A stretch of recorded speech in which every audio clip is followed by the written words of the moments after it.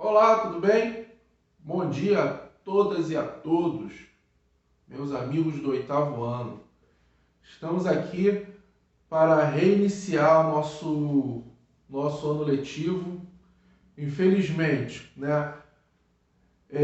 houve uma expectativa, de que esse retorno fosse de maneira presencial, mas infelizmente ainda é aconselhável, ainda é prudente nós, não retornarmos nossas atividades presenciais, pois o índice de contaminação, as mortes devido à Covid-19 ainda estão muito elevados aqui no nosso município do Rio de Janeiro.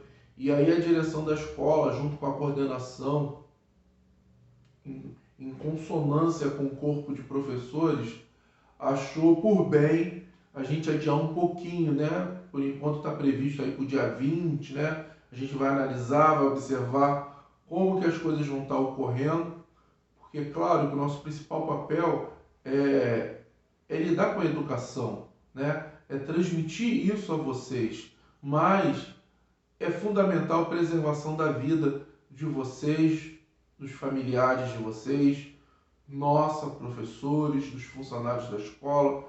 Então, nesse momento ainda vamos continuar aqui à distância, Hoje eu estou aqui inaugurando o nosso terceiro bimestre e vou mostrar para vocês um panorama do que nós veremos ao longo desse terceiro bimestre. Hoje é um bate-papo informal, a gente vai estar aqui mostrando o que nós veremos nas semanas seguintes.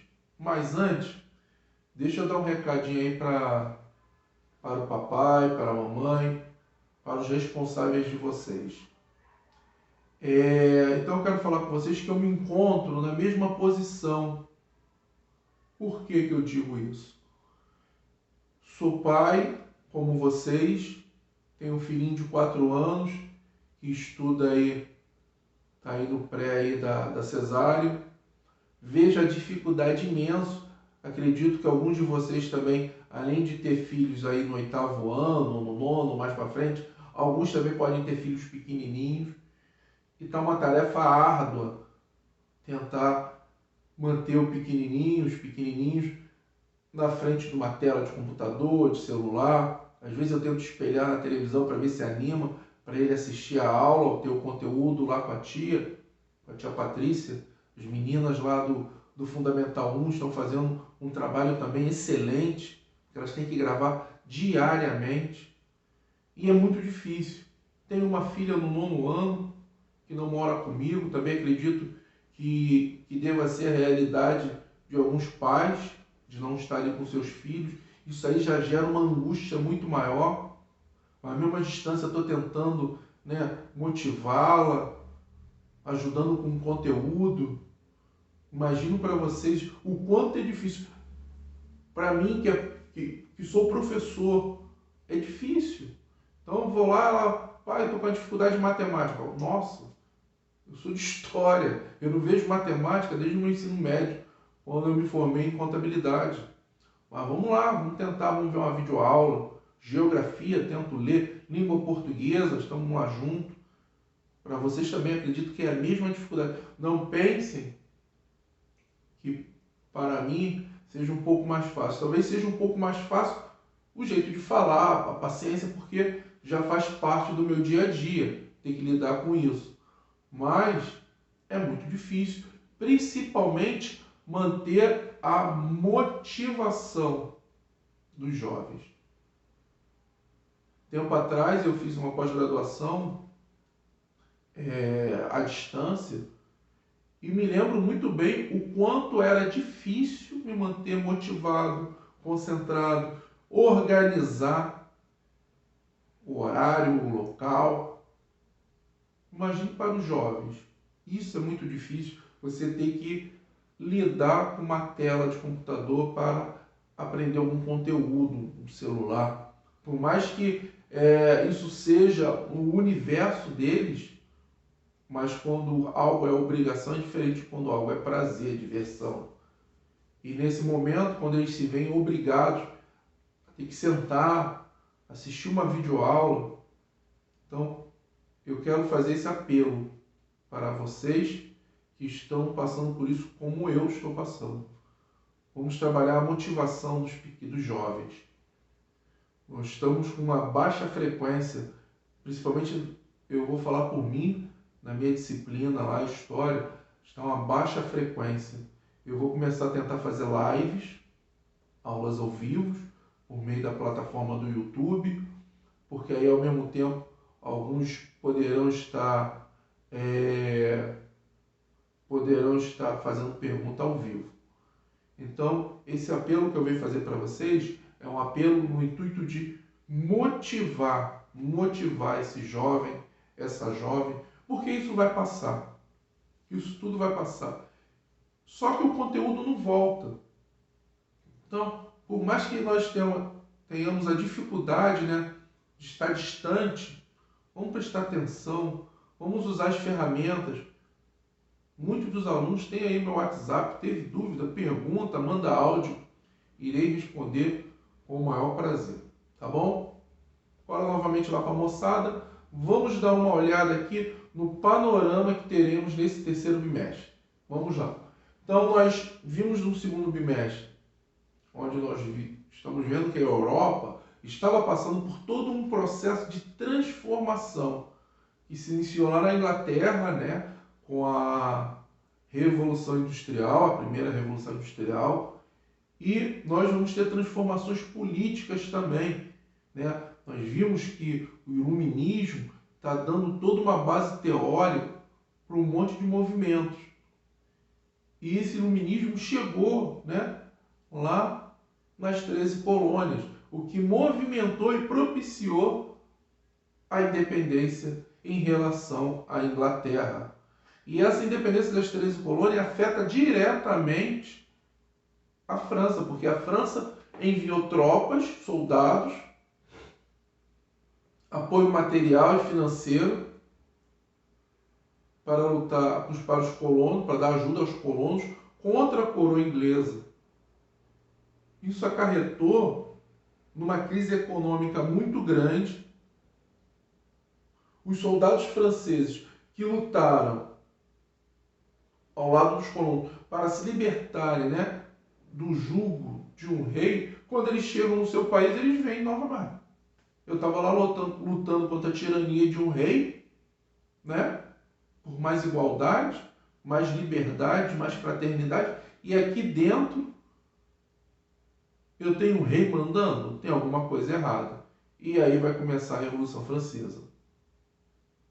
Ao longo da Revolução Francesa, nós vimos lá, né, período dominado pelos jacobinos, período dominado pelos girondinos, né, período do terror, né, dos jacobinos, a ameaça externa das outras monarquias absolutistas, né, não estarem querendo que a revolução se espalhasse para os seus países, para os seus reinos. E aí surge uma figura, Napoleão Bonaparte. Então, Napoleão surge, né, nesse processo revolucionário. Ele foi coroado, como vocês viram lá, imperador, né? E aí ele começa um movimento de expansão realmente dos ideais burgueses para os outros países. E isso vai ter reflexo, isso teve reflexo diretamente aqui no nosso país, diretamente no Brasil. Por quê? Vamos lá. No ano de 1808, aqui, nosso primeiro tópico. No ano de 1808, a família real portuguesa se viu obrigada a deixar Portugal e vir com toda a corte transferida para o Brasil. E aí houve uma controvérsia durante muito tempo nos livros de história, onde tratava esse episódio como fuga, a fuga da família real. E outros tratavam como transferência. E aí eu vou falar já de cara para vocês que eu concordo com o termo transferência. Por quê? Já existia um plano bem anterior dessa transferência da capital para o Brasil, porque da capital da corte, né, da corte portuguesa para a colônia portuguesa aqui na América. O Brasil, que era a sua colônia mais rica, a colônia era mais rica do que a metrópole. Então já existia essa ideia. As guerras napoleônicas só anteciparam ou só deram um empurrãozinho necessário para que esse plano fosse posto em prática. Tá? E aí, em 1808, a família real portuguesa, com toda a corte, chega ao Brasil. E por que eu falei que foi transferência? Porque gira em torno de 10 a 15 mil pessoas vieram juntos. Outro fato, em um mês, todo o Estado português estava funcionando plenamente e perfeitamente, já aqui no território colonial. Eles conseguiram transferir uma biblioteca inteira. Claro que muita coisa ficou para trás, algumas pessoas, porque os soldados de Napoleão estavam chegando. Eles tiveram que ter uma agilidade nesse momento. Mas a gente vai ver isso com calma. Então, é esse período aqui que é tratado. A corte portuguesa no Brasil. Vai ser a nossa aula da semana que vem. E aí eu já vou pedir para vocês uma atividade. Façam a leitura desse capítulo. Porque agora eu vou fazer sempre isso. Quando eu termino uma aula, eu já vou introduzir a próxima, pedindo para que vocês façam a leitura e já façam os exercícios. Então eu vou pedir para vocês já. Acabou de ler a corte portuguesa no Brasil, vai vir a sequência de exercícios? Já vão lá e já vamos fazer, porque semana que vem eu já vou postar o vídeo sobre a matéria e o vídeo da correção. Porque nós veremos, olha quantos tópicos. 1, 2, 3, 4, 5, 6 tópicos. Então, vai ser corrido. Não vai dar para eu trabalhar uma semana de matéria e outra semana de correção. Vamos ter que correr, tá? Então, para a semana que vem, veremos a corte portuguesa no Brasil, como que eles vieram, o que aconteceu, as consequências. Esse fato que ocorreu em 1808, ele vai acelerar uma coisa que aconteceu conosco, o nosso processo de independência. Porque o Brasil se transforma, né? Em 1815, o Brasil vai ser alçado ao lado de Reino Unido de Portugal e Algarve. Né? Portugal, Brasil, Algarve, uma parte sul ali de Portugal. E aí nós não somos mais, a partir de 1815, não somos mais colônias, e sim o Reino Unido. E a capital desse reino, desse império português, foi transferida para cá, né? Portugal muda a capital da colônia de Salvador, Dom João, né? Dom João VI, príncipe regente de Salvador, para o Rio de Janeiro. Tá bom? Como eu estava falando para vocês, logo na sequência nós teremos uma aula sobre a independência do Brasil e o primeiro reinado. Por quê? O que vai acontecer? Então, Dom João VI, quando ele vem para cá, ele vai modernizar a colônia. Então vai ter um surto, vai permitir imprensa, vai permitir uma série de mudanças, de melhorias, as primeiras faculdades, que vai impulsionar esse processo de independência. E vai culminar quando, lá em Portugal, no ano de 1820, começa a Revolução do Porto, a Revolução Liberal do Porto. Por quê? Napoleão já tinha sido preso, já tinha morrido no exílio, então não tinha mais a ameaça de Napoleão. E aí os portugueses que ficaram em Portugal começaram a pedir o retorno. Dom João, a essa altura, já era rei, porque sua mãe já havia morrido. E aí começam a pedir o retorno de Dom João para casa. Ó, tem que voltar. E aí começa uma revolução liberal, onde eles vão fazer uma constituição para limitar o poder do rei, mas exigem imediatamente a volta do rei. E aí, em 1821, Dom João VI se viu obrigado a retornar. Essa novela que estava passando aí na Globo, Novo Mundo, estava retratando muito bem esse período da nossa história. Tá? E isso vai desencadear um ano depois, em 1822, no nosso processo de independência. Porque as cortes portuguesas também começam, né, a pedir, as cortes portuguesas seria como uma Assembleia Constituinte, né? Começam a exigir o retorno imediato de Dom Pedro I, que ficou aqui no Brasil como príncipe regente. E Dom João VI já havia dito para o seu filho que antes ele fizesse a independência do Brasil do que um revolucionário qualquer, porque ele ainda teria respeito para com seu pai. E aí no dia 7 de setembro de 1822, né, Dom Pedro I dá o famoso grito do Ipiranga, né, independência ou morte. Também foi retratado aí nessa novela. E aí inicia-se o primeiro reinado, que vai durar até 1831, quando Dom João VI morre, e aí começa uma disputa pela sucessão do trono português. Por direito, deveria ser para Dom Pedro I, mas ele estava aqui no Brasil, ele vai abdicar para uma de suas filhas. Só que o seu irmão, Dom Miguel, começa uma disputa, né? Usurpa o trono da filha de Dom Pedro I. E aí obriga Dom Pedro I, ele vai ficar numa situação muito delicada, porque ele é o imperador do Brasil, o primeiro imperador do Brasil, e ele está ainda muito ligado aos problemas lá de Portugal. E aí começa uma desconfiança muito grande. Pô, esse cara está preocupado com os interesses brasileiros, ou ele é português, ou ele está interessado lá com os interesses de Portugal. Então essa situação vai ficando insustentável quando, em 1831, ele abdicou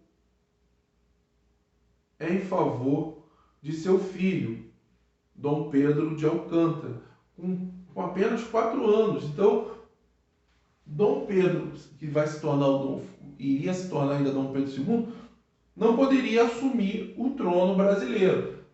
Nesse momento, Dom Pedro I volta para Portugal, nós veremos isso com calma, ele vai vencer o seu irmão Dom Miguel, ele vai se tornar rei lá em Portugal. E aí começamos um chamado período regencial. Como Dom Pedro de Alcântara, né, o Pedrinho, tinha apenas 4 anos de idade, como que uma criança ia governar? Então, o governo brasileiro ficou através de regentes. Primeiro nós tínhamos a regência trina, com 3 regentes, e depois nós passaremos a ter uma regência uno. E é um momento de grande instabilidade nacional. Nós acabamos de passar por um processo de independência, ainda não existia essa consciência de brasileiro. Era o cara que morava no Rio, era o cara que morava em São Paulo, era o da Paraíba, o de Pernambuco, mas não tinha essa consciência de brasileiro, não. Não nos víamos enquanto brasileiro. Então, o risco de separação, de fragmentação do território ainda era muito grande. O Brasil poderia ter se tornado o que se tornou a América Espanhola, vários países pequenos. E aí, nesse momento, começam a ocorrer várias revoltas. Vai ser a nossa 4ª aula, revoltas regenciais e suas consequências. Nós vamos ter a mais longa, Revolta Farroupilha, que foi lá no sul, onde durante 10 anos eles conseguiram se manter separados do resto do Brasil. Cabanagem, balanhagem, sabinada. Teremos também uma revolta de escravos no ano de 1835, importantíssimo, que foi até fonte da minha monografia da graduação, chamada Revolta dos Malês, uma revolta de escravos islamizados, que tinha como objetivo tomar conta de Salvador e fundar um califado na Bahia. Veremos isso também.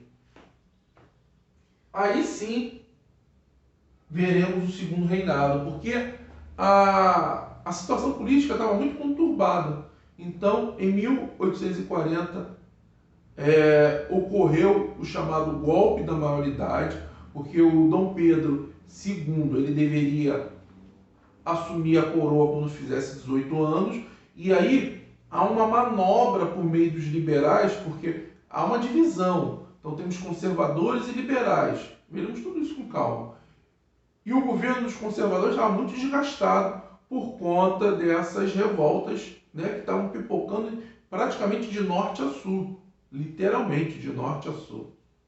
E aí os liberais vão se aproximar do jovem Dom Pedro e vão articular um golpe onde a maioridade do imperador seria abaixada dos 18 para os 15 anos. Então, nós observamos que a história do Brasil é cercada de golpes. É golpe de um lado, é golpe de outro. E esse foi um golpe, o golpe da maioridade, quando eu tiro a maioridade do imperador dos 18 para os 15 anos. E aí ele foi coroado imperador do Brasil e inicia-se o período mais longo de um dirigente na nossa história, porque ele vai reinar durante 49 anos até a proclamação da República em 15 de novembro de 1889. Tá? Veremos todo esse longo segundo reinado. E veremos também uma coisa que é triste e ainda traz as suas consequências para a atualidade do Brasil. A escravidão e resistência no Brasil durante o segundo reinado. Tá?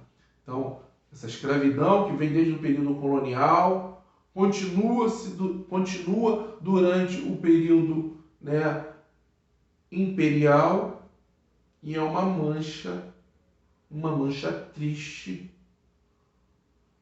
Vamos usar um termo, né? A gente tem que mudar os nossos termos. Não é uma mancha negra, não. Uma mancha vermelha na nossa história. Uma mancha vermelha de sangue. De sangue de milhares e milhares de pessoas que foram tiradas das suas famílias, foram tiradas de seu lar, lá na África, lá no continente africano, e foram obrigados a migrar para uma região totalmente desconhecida, para o Brasil, trabalhando até a morte. E seus descendentes, né, quando nascia um filho, automaticamente eram escravos. E aí nós temos, né, ainda essa cicatriz, ainda é viva. Esse sangue parou de escorrer há pouco tempo na nossa história, mas a ferida ainda é viva. Então é importante a gente ter essa aula também sobre escravidão e resistência. Tá bom? Se Deus nos permitir, esse será o nosso terceiro bimestre. Não sabemos ainda se ele será todo de forma remota ou se será em algum momento presencial.